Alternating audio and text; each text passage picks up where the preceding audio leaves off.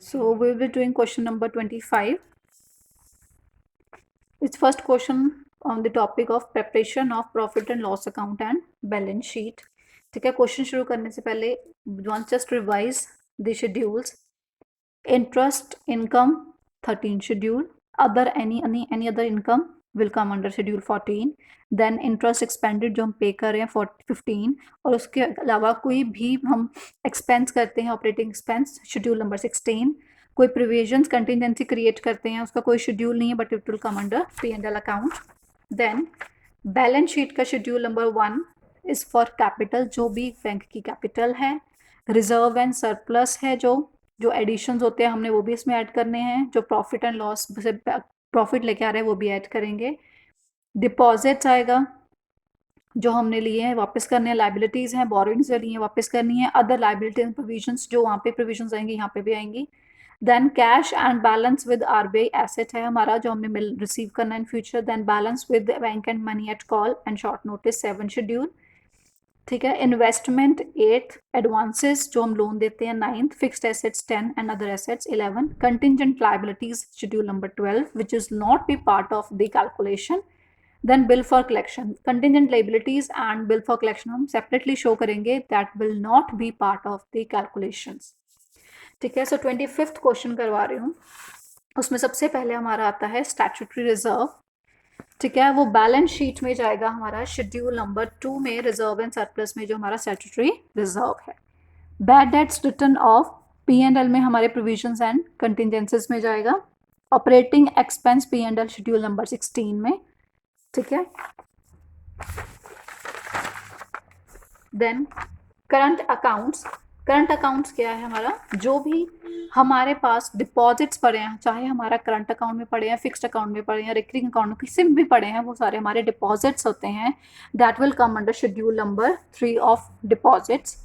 Then interest pay कर रहे हैं, interest expended schedule number 15. Deposit accounts same deposits में बैलेंस शीट में आएगा. P&L बैलेंस ब्रॉड फॉरवर्ड, ये हम कहाँ लेते हैं, जब हम नेट प्रॉफिट कैलकुलेट करते हैं P&L अकाउंट, तो हम जो पिछला प्रॉफिट है वो उसमें ऐड करते हैं. Then come bill receivable for customer. बच्चे इसमें ध्यान रखना है, बिल रिसीवेबल फॉर कस्टमर, हमने कस्टमर के लिए बिल रिसीव करने हैं. और इसी का सेम पॉइंट उन्होंने बिल फॉर कलेक्शन दिया, मतलब उसको एसेट साइड और लायबिलिटी साइड दोनों लिख के दिया हुआ है हमें, तो उसकी एंट्री दोनों जगह होती है. ठीक है. हम जो शो करते हैं एसेट साइड भी लायबिलिटी साइड भी, क्योंकि हमें वो इन फ्यूचर रिसीव होने तो एसेट है, लेकिन हमने वो साथ के साथ पे करने वो लायबिलिटी है.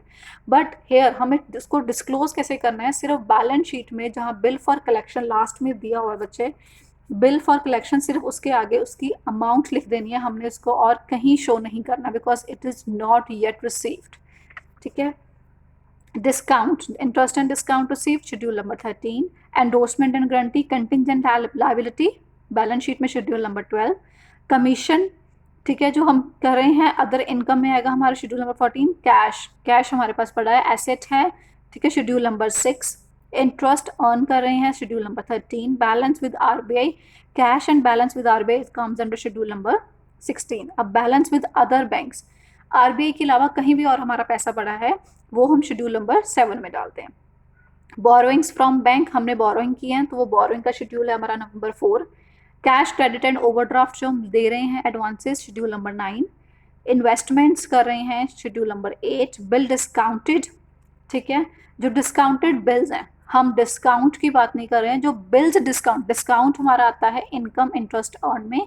बिल्स डिस्काउंट, जो बिल्स की टोटल वैल्यू, यहाँ पे हम सिर्फ डिस्काउंट की बात करते हैं जब P&L की बात करते हैं, यहाँ पे बिल डिस्काउंटेड की बात कर रहे हैं उसकी टोटल वैल्यू की, वो एडवांसेस में आएगा. Premises fixed asset, share capital हमारा कैपिटल में जाएगा. ठीक है. इसके अलावा इसके जो एडजस्टमेंट्स हैं, 2 सिंपल एडजस्टमेंट्स हैं. Rebate on bill discounted to be provided 64,000. हमें पता है जो रिबेट है, दैट इज जो अनएक्सपायर्ड हमारा डिस्काउंट है, वो कहाँ जाएगा, हमें माइनस करना है. ठीक है. सो डिडक्ट फ्रॉम इंटरेस्ट अर्न, ठीक है, वो हमारा बैलेंस शीट में other liabilities and provision side जाएगा. अगर वो बच्चे विद इन ट्रायल बैलेंस यहाँ पे गिवन होता है हमें ऊपर, तो विद इन ट्रायल बैलेंस, तो हम उसको क्या करते हैं, सिर्फ डिडक्ट करते हैं इंटरेस्ट अर्न से. बट अगर हमें वो एडजस्टमेंट में गिवन है तो हमें यहाँ भी लेना है और बैलेंस शीट में हमें अदर लाइबिलिटीज एंड प्रोविजन में लेना है.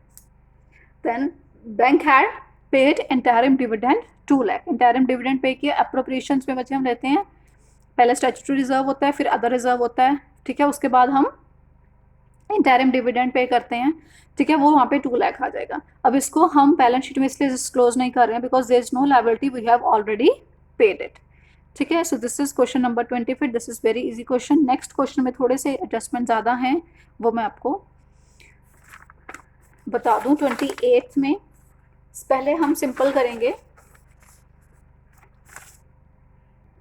28th क्वेश्चन में बच्चे पहला हमारा है loan, cash credit and overdraft. हमारे एडवांसेस होते हैं, कैश क्रेडिट ओवरड्राफ्ट है, कोई लोन दिया है, ठीक है, बिल्स डिस्काउंटेड है, वो सारे हमारे एडवांसेस होते हैं कि हमने ऐसे लोन दिए हैं। प्रेमिसेस, ठीक है, हमें पता है ये फिक्स्ड एसेट है बट इसकी एडजस्टमेंट है वो मैं आपको उसमें समझाऊंगी। गवर्नमेंट सिक्योरिटीज़ हमारी इन्वेस्टमेंट होती है शेड्यूल नंबर 8 में। सैलरीज हम पे करते हैं, ऑपरेटिंग एक्सपेंस है हमारा schedule number 16। General expenses, other operating expenses schedule number 16। Rent, director fees, ये सारा हमारा शेड्यूल नंबर 16 में जाएगा। अब आता है स्टॉक ऑफ स्टेशनरी। स्टेशनरी अकेला कहाँ जाता है, stationery and printing schedule number 16 operating expense में। बट जहाँ पे स्टॉक ऑफ स्टेशनरी लिखा है मतलब वो हमारा एसेट है, तो वो कहाँ जाएगा, बैलेंस शीट में other asset schedule number 11। Bills purchased, ठीक है, schedule number 9 advances. Interim dividend paid adjustment में है, ठीक है। शेयर्स, हमारी शेयर कैपिटल, शेयर्स मतलब हमने जो इन्वेस्ट किया, not share capital, sorry. So shares जो हमने शेयर्स में इन्वेस्ट किया, schedule number 8 investments. Cash in hand asset side schedule number 6। Money at call 7 कि cash at in hand, cash with RBI schedule number 6 में है। उसके अलावा हमारा कैश कहीं पड़ा है, money at call, short notice with other banks, वो सारा शेड्यूल नंबर 7 में आता है। रिजर्व फंड बैलेंस शीट में रिजर्व एंड सरप्लस में। Share capital balance sheet first schedule capital. Current deposit, fix deposit, saving bank deposit, ये तीनों deposits हमारे बैंक बैलेंस शीट में शेड्यूल नंबर 3 डिपॉजिट्स में आएंगे। P&L जो हमारा है वो प्रॉफिट्स में ऐड होएगा, कहाँ पे, appropriations and P&L। Interest account की एडजस्टमेंट है। रेकरिंग डिपॉजिट अगेन हमारा बैलेंस शीट के डिपॉजिट में आएगा। अब इसमें हमारी फर्स्ट एडजस्टमेंट है given provision for bad and doubtful debts कितनी है, 5000। वी नो P&L में प्रोविजन एंड कंटिजेंसीज आपको पता है, वेरी सिंपल। P&L में प्रोविजन एंड कंटिजेंसीज में जाएगी और बैलेंस शीट में अदर लायबिलिटीज में ये चली जाएगी, ठीक है। Then interest accrued on investment, कि जो हमारा इन्वेस्टमेंट पे इंटरेस्ट एक्रू हुआ है वो P&L में इंटरेस्ट अर्न में जो इनकम फ्रॉम इन्वेस्टमेंट आता है उसमें ये इंटरेस्ट अर्न ऐड हो जाएगा। शेड्यूल नंबर 13 में इंटरेस्ट, ये इनकम फ्रॉम इन्वेस्टमेंट में जाएगा। बैलेंस शीट में ये अदर एसेट्स में जाएगा बिकॉज हमें ये रिसीव होना है in future. Unexpired discount, unexpired discount को क्या करते हैं बच्चे, नेक्स्ट ईयर का डिस्काउंट है, ठीक है, हमें अभी नहीं रिसीव होना, so we have to deduct it from interest P&L में और बैलेंस शीट में हमने अदर लायबिलिटीज में दिखाना है। देन इंटरिम डिविडेंड डिक्लेयर किया है। देखो अब इंटरिम डिविडेंड ऊपर गिवन था हमें क्वेश्चन में 17,000 गिवन है, जो हमें ट्रायल बैलेंस में गिवन है 17,000, ठीक है। लेकिन उन्होंने बोला है एडजस्टमेंट में कि इंटरिम डिविडेंड एक्चुअली कितना हमने डिक्लेयर किया है, 4% ऑफ, बस 4% लिखा, तो हमें पता है 4% किस पे कैलकुलेट करना है, शेयर कैपिटल पे। So 4% on share capital is ₹5 lakh, it comes to ₹20,000। मतलब कि जो हमारा इंटरिम डिविडेंड P&L में शो करना है वो 17,000 के बजाय हमें 20,000 शो करना है। यू कैन शो इट कि 17,000 हमारा ट्रायल बैलेंस में गिवन था प्लस 3,000 जो एडजस्टमेंट में हमारा एक्चुअली जो है वो ऐड ऑन करना है, या आप डायरेक्टली 20,000 लिख सकते हैं इन द P&L एप्रोप्रिएशन। और उसके बाद जो 3,000 अब नया है हमारा एक्चुअल जो बनता है, पहले हम कितना कर चुके हैं पे 17, लेकिन एक्चुअल कितना है डिक्लेयर 20। सो 3,000 हमारी क्या बनती है, liability, that will come under schedule 5 other liabilities and provisions. Then next comes endorsements. Endorsement हमें पता है कंटिजेंट लायबिलिटी है, schedule number 12।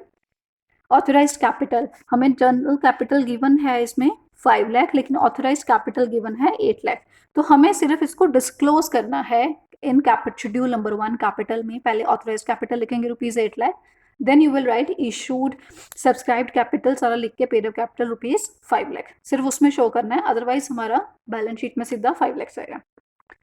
The next comes ₹10,000 was entered to the premises during the year. Depreciation 5% to be charged on the opening balance. हमें यहाँ पे clear है depreciation किस पे चार्ज करना है, जो हमारा ओपनिंग बैलेंस है।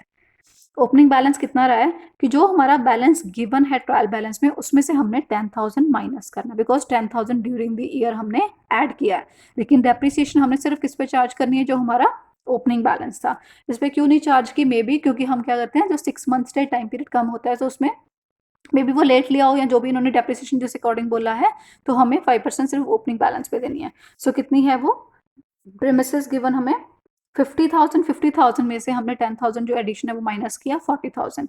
सो डेप्रिसिएशन हमने कब ऐड करनी है, 40,000 पे 5%। वैल्यू हमारी नॉर्मल 50,000 ही रहेगी प्रीमिसेस की, लेकिन हमें डेप्रिसिएशन कैलकुलेट करने के लिए 10,000 माइनस करना है। सो डेप्रिसिएशन आती है 40,000 का 5% 2,000।